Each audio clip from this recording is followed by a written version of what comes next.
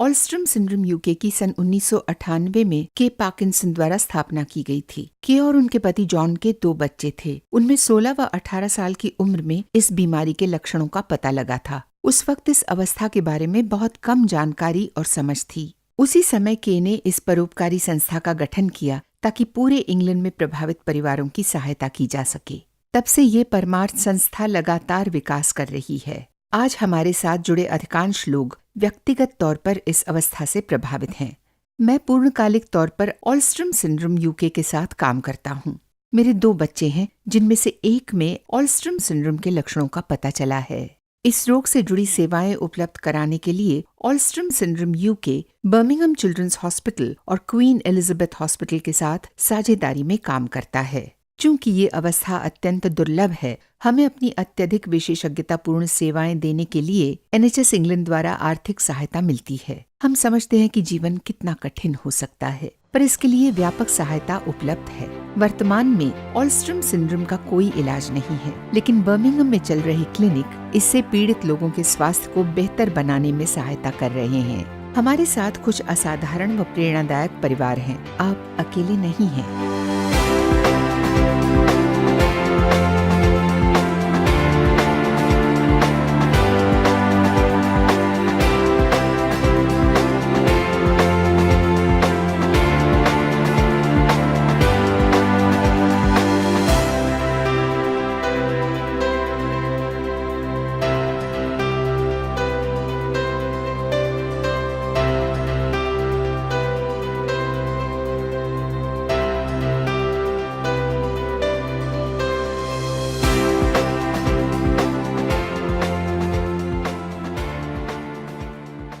ये doctor डेनीज Williams हैं। ये बर्मिंघम विमेंस हॉस्पिटल में आनुवांशिक रोगों की विशेषज्ञ हैं। उनका कहना है कि ऑलस्ट्रम सिंड्रोम एक आनुवांशिक अवस्था है।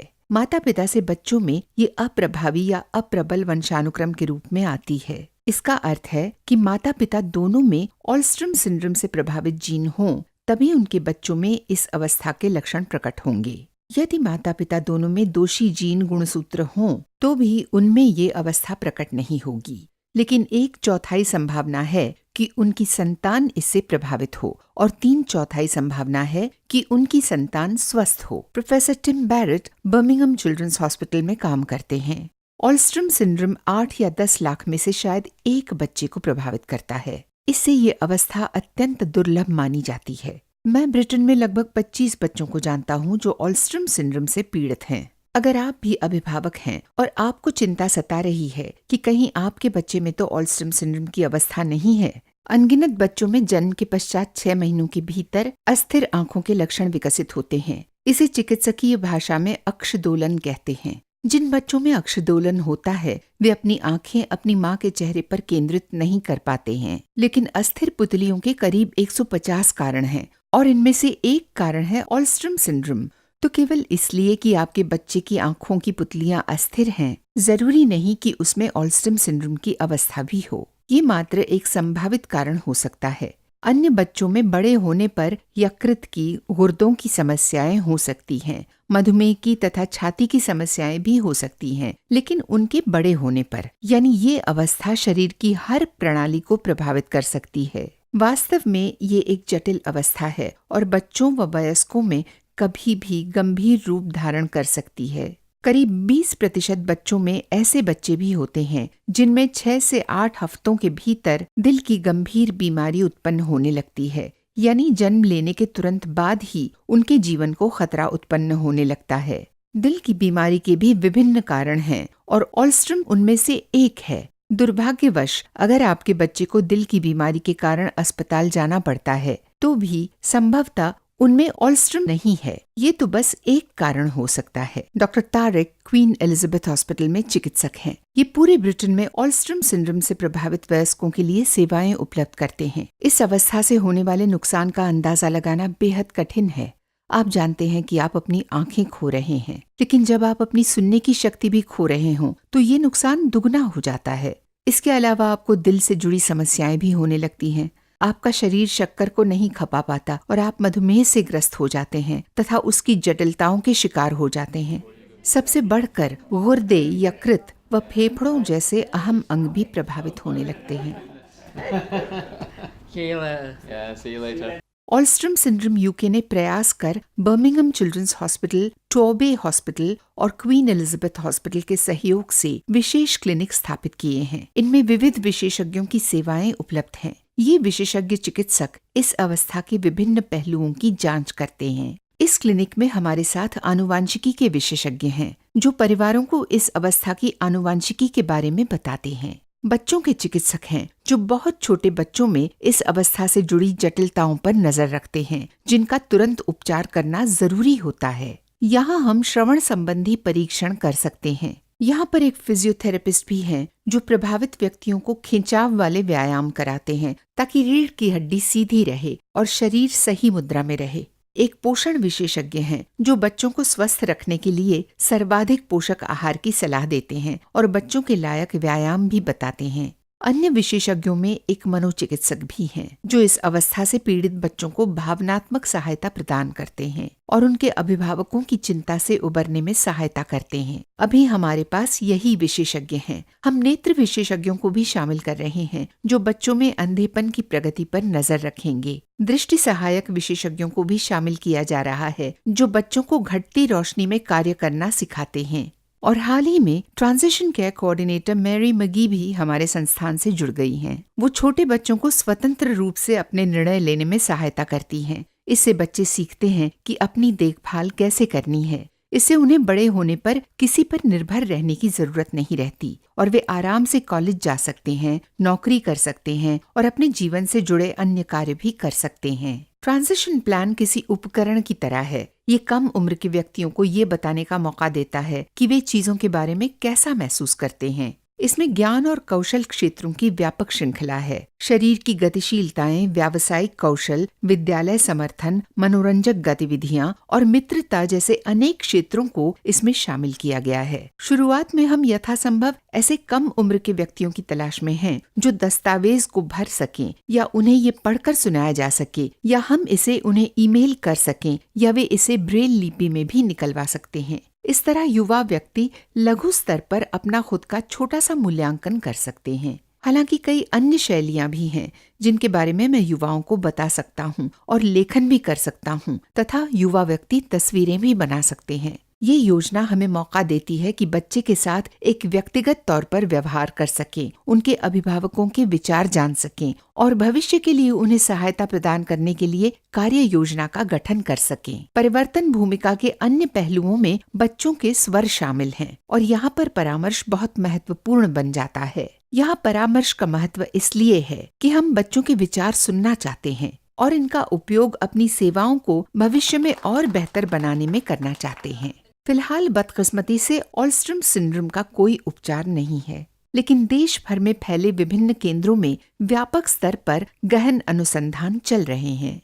उम्मीद है कि भविष्य में इसके उपचार और इलाज मिल जाएंगे। लेकिन हम एक बात पक्के तौर पर जानते हैं कि अगर इस अवस्था का जल्दी पता चल जाए और उसी हिसाब से बच्चे की देखभाल हो, तो इस अवस्था में काफी सुधार आता है। ब्रिटेन में अनुसंधान चल रहे हैं और ये अनुसंधान व्यापक स्तर पर किए जा रहे हैं। ब्रिटेन में ऑल्स्ट्रम अवस्था से प्रभावित बच्चों व वयस्कों के लिए हमने रजिस्टर रखा हुआ है। हम लोगों से आग्रह करते हैं कि बेनामी तौर पर वे हमें अपनी चिकित्सा सूचना उपलब्ध कराएं, ताकि व्यापक आधार पर आंकड़े एकत्र हो सकें। इस तरह हम ऑल्स्ट्रम के विविध प्रारूपों से ग्रस्त व्यक्तियों को जोड़ सकते हैं, जिससे इस अवस्था को और बेहतर ढंग से समझ सकें। यूरोपीय स्तर पर भी हमारे यहाँ एक अलग रजिस्टर है, जिसके जरिए पूरे यूरोप में लोगों को जोड़ा जा रहा है। हमें उम्मीद है कि भविष्य में इस अवस्था के बेहतर उपचार उपलब्ध होंगे। लेकिन ये साबित करने के लिए कि कोई उपचार वाकई कार्य कर रहा है, हमें व्यापक स्तर पर क्लिनिकल ट्रायल करने की जरूरत है और इस परीक्षण के लिए अब ऑल्स्ट्रम सिंड्रोम से प्रभावित करीब 200 लोगों की जरूरत होगी। इनमें से 100 पर असली दवाओं को आजमाया जाएगा, जबकि बाकी 100 को प्रतिरूपी दवाएं दी जाएंगी। इन्हें 1 साल तक निगरानी में रखा जाएगा और देखा जाएगा कि किस समूह में सुधार हो रहा है। लेकिन पूरे ब्रिटेन में ऑल्स्ट्रम सिंड्रोम से प्रभावित केवल 50-60 लोग ही होंगे। इसलिए हमें अपने अनुसंधान का दायरा पूरे यूरोप में फैलाना होगा। बाकी दुनिया में भी प्रभावित लोगों को तलाशना होगा, ताकि इसके लक्षणों को और बेहतर ढंग से समझ समझ सकें। इसके अलावा कैम्ब्रिज में भी एक महत्वपूर्ण अनुसंधान चल रहा है। इनमें प्रभावित लोगों की त्वचा के अंश लेकर उनका प्रयोगशाला में स्टेम सेल उगाने के लिए उपयोग किया जा रहा है। हम स्टेम सेल का मॉडल के तौर पर उपयोग कर रहे हैं ताकि इस बीमारी को बेहतर ढंग से समझ सकें। हम सभी को उम्मीद है कि भविष्य में स्टेम सेल का रोगियों के लिए नए उपचार विकसित करने में उपयोग किया जाएगा। इसमें 5 या 10 साल लग सकते हैं, लेकिन वर्तमान में संसाधन जुटाए जा रहे हैं और ब्रिटेन में वैज्ञानिक इन संसाधनों में दिलचस्पी लेने लगे हैं। उत्तरी अमेरिका और ऑस्ट्रेलिया में भी इस बीमारी के माउस मॉडलों को लेकर अनुसंधान चल रहे हैं। मैं मानता हूं कि अगर हम सब मिलकर कार्य करें और अपने संसाधनों को साझा करें तो ऑल्स्ट्रम सिंड्रोम से पीड़ित व्यक्तियों के लिए बहुत जल्दी बेहतर उपचार विकसित कर सकते हैं।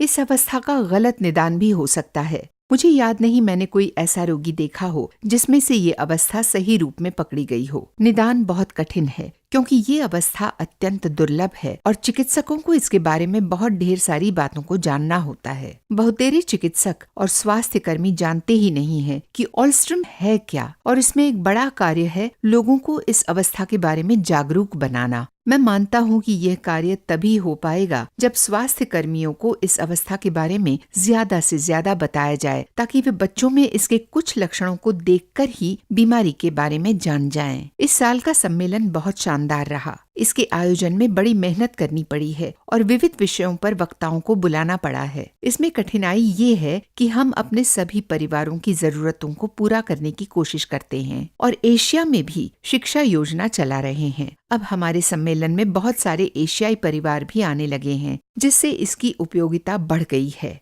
अभिभावक परेशान रहते हैं कि उन्हें क्या जानना चाहिए और कहाँ जाना चाहिए। उनकी सहायता के लिए ऑल्स्ट्रम सिंड्रोम यूके सिर्फ एक फोन कॉल की दूरी पर है। अगर आप उनसे कोई प्रश्न करते हैं तो वे आपकी सहायता करेंगे। अगर ये संस्था नहीं होती तो मैं नहीं जानती कि आज मेरा बेटा कहाँ होता। उनकी बदौलत आज वो जिंदा है। एशियाई प्रशिक्षण योजना। इस योजना के जरिए हम एशियाई समुदायों में जागरूकता पैदा करने के प्रयास कर रहे हैं। इसमें बाधा ये है कि नजदीकी रिश्तेदारों के बीच विवाह संबंधों पर बात करना कठिन हो जाता है। अगर हम अपने नजदीकी रिश्तेदार से विवाह करें तब हमारे कुछ गुणसूत्र समान होंगे। इस तरह जहां हमारे स्वस्थ गुणसूत्र मिलते हैं तो कुछ रोगवाहक गुणसूत्रों के मिलने की भी संभावना रहती है। इस अवस्था में ऑल्स्ट्रम सिंड्रोम से प्रभावित बच्चे होने का खतरा ज्यादा रहता है, लेकिन ये प्रतिशत अभी भी कम है, इसलिए खतरा भी कम है। लेकिन यदि पहला बच्चा इस अवस्था से प्रभावित हो तो दूसरे बच्चे में भी इसके होने की ज्यादा संभावना रहती है। ऑल्स्ट्रम सिंड्रोम ऐसी अवस्था है जो सभी जातियों, सभी नस्लों और सभी संस्कृतियों को प्रभावित करती है।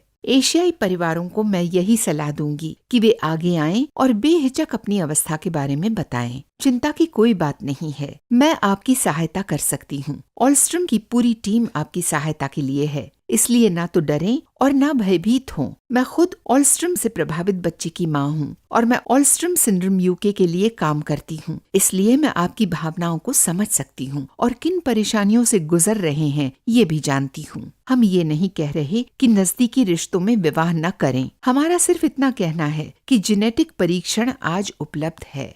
फिलहाल हम भविष्यवाणी नहीं करते कि किसको ज्यादा खतरा है। परिवार में इस अवस्था से पीड़ित बच्चे के पैदा होने के बाद ही इस खतरे का एहसास होता है। लेकिन किसी परिवार में अगर कोई प्रभावित बच्चा हो तो हम परिवार के बाकी सभी सदस्यों की जेनेटिक परीक्षण करा के पता लगा सकते हैं कि कौन कौन इस रोग का वाहक होगा। इससे उन्हें परिवार में प्रभावित बच्चों के आने के खतरे के प्रति आगाह किया जा सकता है। किसी दंपति की यहाँ अगर पहले से प्रभावित बच्चा हो तो उन्हें आगामी संतानों के लिए उपलब्ध विकल्पों के बारे में बता सकते हैं। कुछ लोग दूसरे बच्चे का खतरा मोल लेने के लिए तैयार हो जाते हैं, जबकि कुछ लोग जन्म पूर्व निदान का विकल्प चुनते हैं। इनके अलावा अब कुछ मामलों में भ्रूण के जमने से पहले ही जेनेटिक निदान परीक्षण उपलब्ध हैं। वेबसाइटों को देखें, ऑर्फन नेट को देखें, Alstrom syndrome UK, Birmingham children's, queen Elizabeth और यूरोप वेब वेबसाइटों को देखें, जहां इस अवस्था के बारे में ढेरों सूचनाएं उपलब्ध हैं। यदि आप ऑल्स्ट्रम सिंड्रोम से प्रभावित किसी व्यक्ति की देखभाल करते हैं तो भी हमें जानकारी दें। उस व्यक्ति के साथ जुड़ना हमारे लिए संतोषजनक होगा। साल में एक बार उसकी हालत की समीक्षा करना या बच्चे की देखभाल करने में आपकी सहायता करना और समुदाय में अन्य स्थानीय स्वास्थ्य कर्मियों को ऑल्स्ट्रम सिंड्रोम के मार्फत वक्त आपकी सहायता करने में लगाया जा सकता है। इस डीवीडी का उद्देश्य है कि ऑलस्ट्रम सिंड्रोम से प्रभावित व्यक्तियों, उनके परिवारों और उनके साथ काम कर रहे स्वास्थ्य कर्मियों के लिए उपलब्ध सहायता का प्रदर्शन किया जा सके। इस रोग का पता लगने पर मन में मिले जुले ख्यालात आते हैं। इस अवस्था के बारे में जितना ज्यादा जानते हैं, उतना ही भीतर तक टूटने लगते हैं। कई बार राहत भी महसूस होती है कि अवस्था का पता चल गया, जो प्रभावित व्यक्तियों द्वारा अनुभव किए जा रहे अलग अलग लक्षणों के बारे में बताती है। प्रत्येक व्यक्ति और परिवार अपने आप में अकेला होता है और हमारे परिवारों के अनुभवों में अनेक समानताएं होती हैं। वहीं प्रत्येक व्यक्ति इस अवस्था के साथ रहने और इससे पार पाने के लिए अपना अलग तरीका सीख लेता है। ASUK हर कदम पर आपकी सहायता के लिए तत्पर है। अधिक जानकारी के लिए हमसे इस नंबर पर संपर्क करें 01709210151 या ईमेल करें kerry.leeson@olstrom.org.uk या हमारी वेबसाइट देखें www.olstrom.org.uk। इस डीवीडी से आपके कंप्यूटर पर डाउनलोड करने के लिए दस्तावेज उपलब्ध हैं। ऑलस्ट्रम सिंड्रोम UK इस डीवीडी के निर्माण के लिए जेनेटिक डिसऑर्डर्स UK तथा जीन्स फॉर जीन्स डे का आभार प्रकट करता है।